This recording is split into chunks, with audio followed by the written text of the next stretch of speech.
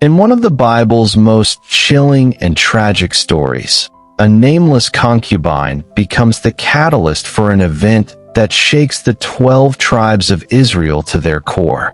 What begins as an act of hospitality turns into a night of horror, leading to vengeance, destruction, and a lesson in the dark consequences of lawlessness.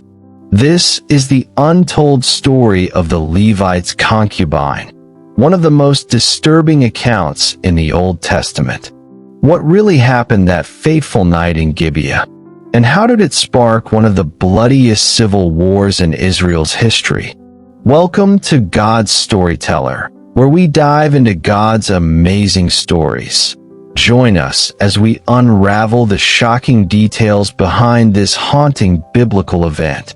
Our story takes us back to the dark days of Israel's history, a time when there was no king, and every man did what was right in his own eyes.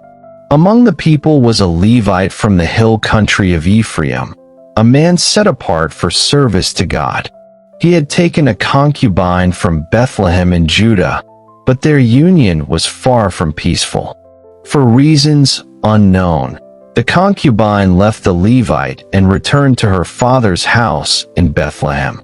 The Levite, after some time, decided to reconcile with her. He traveled to Bethlehem, where her father welcomed him warmly. The father was eager to keep the Levite in his home, urging him to stay for several days. Day after day, the father-in-law pressed the Levite to linger, offering food and drink. The Levite hesitated but eventually decided it was time to leave. Taking his concubine and a servant, he set out late in the day, heading back to Ephraim. As night fell, they approached Gibeah, a city of the Jebusites. The Levite's servant suggested stopping there, but the Levite refused, unwilling to lodge in a city of foreigners. Instead, they pressed on toward Gibeah, a city of the tribe of Benjamin, believing they would find safety among their own people. But as they entered Gibeah, they found no hospitality. No one invited them in, and they were left to wait in the city square. It seemed a troubling omen, one that would soon unfold into unspeakable horror. As the travelers waited in the open square, an elderly man, returning from his work in the fields, noticed them. Unlike the rest of the town, he was not a Benjamite, but a fellow Ephraimite.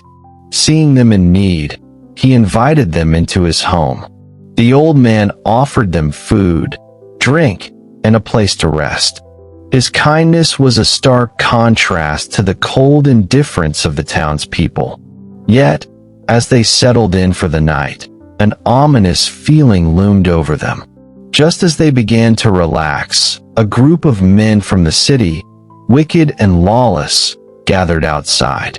They pounded on the door, demanding that the Levite be brought out so they could abuse him.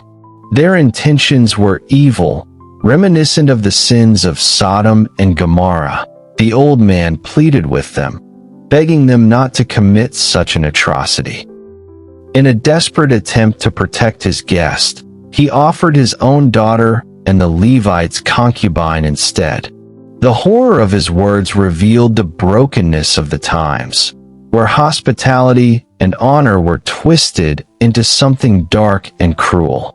The men would not listen. The night would soon descend into unspeakable tragedy. In an act of desperation, the Levite seized his concubine and pushed her out to the violent crowd. She was left to face the horror alone, abandoned by the very man who should have protected her. The men of Gibeah subjected her to relentless abuse throughout the night. Her cries echoed through the streets, but no one came to her aid.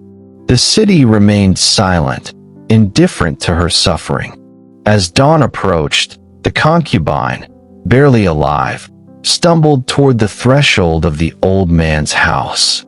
With the last of her strength, she reached out and collapsed at the door. Morning came, and the Levite stepped outside. There she lay, motionless, her hands clutching the threshold as if pleading for mercy that never came. He spoke to her, but there was no response. Without shedding a tear or showing remorse, the Levite placed her lifeless body on his donkey and set off toward home. But his silence would soon turn into an action that would shake the entire nation of Israel. When the Levite arrived in Ephraim, he took a knife and did the unthinkable. He dismembered his concubine's body into 12 pieces. Each piece was sent to the 12 tribes of Israel as a gruesome message demanding justice. The sight of the mutilated body sent shockwaves throughout Israel. Never before had such an atrocity been committed among their own people.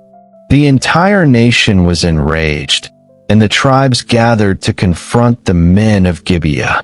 The Levite stood before the assembly and recounted his version of the events, portraying himself as the victim. He did not mention his own cowardice, nor did he take responsibility for sacrificing his concubine to the mob. The people of Israel, filled with righteous anger, vowed that such evil could not go unpunished. They sent messengers to the tribe of Benjamin, demanding that they surrender the men responsible for the crime. But Benjamin refused. Instead of delivering justice, they chose to protect their own, setting the stage for a devastating civil war. The tribes of Israel, united in their fury, gathered an army of 400,000 men. They were determined to destroy the wickedness in Gibeah, but the tribe of Benjamin was fierce and refused to surrender. Their warriors, skilled in battle, prepared to defend their city, even against their fellow Israelites. The first battle was brutal. Despite their numbers, Israel suffered heavy losses. The Benjamites, though fewer, fought with the strength of desperation. A second battle was waged, and once again, Israel was driven back. The frustration and grief among the tribes grew as they questioned why victory eluded them. Finally, after seeking God's guidance and humbling themselves in fasting and prayer, Israel devised a new strategy. The final battle would be different. This time, Benjamin would fall. The final battle between the united tribes of Israel and the Benjamites was unlike any before. Having suffered defeat twice, Israel sought the Lord's guidance once more. This time, they devised a strategy, a feigned retreat to lure the Benjamites into an ambush. As the battle began, Israel's forces pretended to flee, drawing the warriors of Benjamin away from their city. Confident from their previous victories, the Benjamites pursued them into the open fields. But it was a trap. Hidden forces lay in wait. At the right moment, Israel's ambushers struck. The Benjamites found themselves surrounded, their confidence shattered. Panic set in as their once mighty warriors began to fall. The battlefield became a place of slaughter. Meanwhile, another division of Israelite soldiers stormed Gibeah, setting the city ablaze. When the fleeing Benjamites saw the smoke rising into the sky, they realized their doom was sealed. Their city was gone, and their people were being annihilated. By the end of the day, 25,000 Benjamite warriors lay dead. Only 600 men managed to escape, fleeing to the wilderness for refuge. The once proud tribe of Benjamin was reduced to near extinction, its future uncertain. The Israelites had achieved their goal. Justice had been served upon Gibeah and the wicked men who had defiled the Levite's concubine. But as the dust settled and the fires burned out, the reality of what they had done began to weigh heavily on them. An entire tribe, one of the 12 tribes of Israel, was on the brink of annihilation. The slaughter had been so complete that only a handful of Benjamite men remained. Israel had gone from righteous vengeance to near genocide. The people gathered at Bethel, fasting and weeping before the Lord. They cried out, "O Lord, God of Israel, why has this happened? Why is one tribe missing from Israel today?" Regret washed over them as they realized they had acted with blind fury. They had sworn an oath at Mizpah, declaring that no man from Israel would give his daughter to a Benjamite in marriage. Now, with Benjamin nearly extinct, that oath became a curse rather than a vow of justice. The nation was at a crossroads. Would they hold to their oath and let Benjamin perish? Or would they find a way to restore the lost tribe? What had started as a demand for justice had now turned into a desperate struggle for redemption. The Israelites faced a moral dilemma. They had sworn not to give their daughters to Benjamin, yet they could not allow an entire tribe to vanish from Israel. They needed a solution, but one that would not break their oath. Upon investigation, they realized that one city in Israel had not participated in the war or in the oath at Mizpah, Jabesh-Gilead. Seeing this as an opportunity, they devised a grim solution. They would attack Jabesh-Gilead and take its young virgins as wives for the remaining Benjamites. The assault was swift and ruthless. The city was wiped out, sparing only 400 young women. These captives were then given to the 600 Benjamite survivors in the wilderness. But 400 was not enough. There were still men without wives. A second, more desperate plan was enacted. The Israelites instructed the remaining Benjamites to hide near Shiloh during a festival. As young women came out to dance, the Benjamites were told to seize them and take them as wives. This controversial act allowed Benjamin to survive, but at a heavy cost. Women were taken against their will, and Israel's unity was fractured. It was a dark compromise, one that showcased the deep moral confusion of the time, a time when there was no king, and every man did what was right in his own eyes. The story of the Levite's concubine and the war against Benjamin was a mirror of Israel's spiritual decay.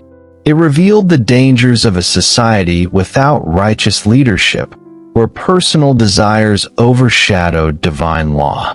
The Levite himself was a man who failed in his duty, first to his concubine, whom he sacrificed, and then to his nation, as he twisted the truth to provoke war.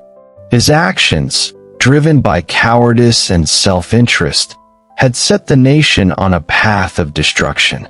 The men of Gibeah embodied the corruption of a people who had abandoned God's laws, committing atrocities that echoed the sins of Sodom and Gomorrah. Their refusal to repent led to their total destruction. The Israelites, though seeking justice, acted in rashness and rage, leading to the near extinction of a tribe. Their oaths, made in the heat of war, led them into further moral compromises. The book of Judges ends with a haunting refrain. In those days there was no king in Israel. Everyone did what was right in his own eyes. It was a world without true leadership, where justice was twisted and sin ran unchecked. Though the story of the Levite's concubine is one of darkness and tragedy, it serves as a crucial lesson in Israel's history. It was a reminder of what happens when people forsake God's law and follow their own ways. This period of lawlessness ultimately led to Israel's desire for a king. Years later, Saul, Israel's first king, would emerge from the very tribe of Benjamin, the tribe that had once faced near extinction. The story also foreshadowed the need for a righteous leader, one who would not rule by impulse or corruption, but by divine wisdom. It set the stage for the eventual rise of David, a man after God's own heart.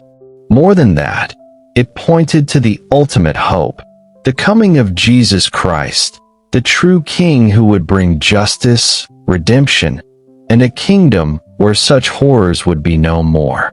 As we reflect on this dark chapter in Israel's history, we are reminded of the dangers of moral compromise, the need for righteous leadership, and the hope that God's mercy and justice will always prevail in the end. The story of the Levite's concubine is one of the most disturbing and tragic accounts in the Bible. It reveals the depths of human depravity when a society turns away from God. It serves as both a warning and a call to justice, reminding us of the dangers of moral corruption and the consequences of unchecked sin. If this moved you, please like, subscribe, and share. God's story is still unfolding. Keep seeking, keep believing. Until next time.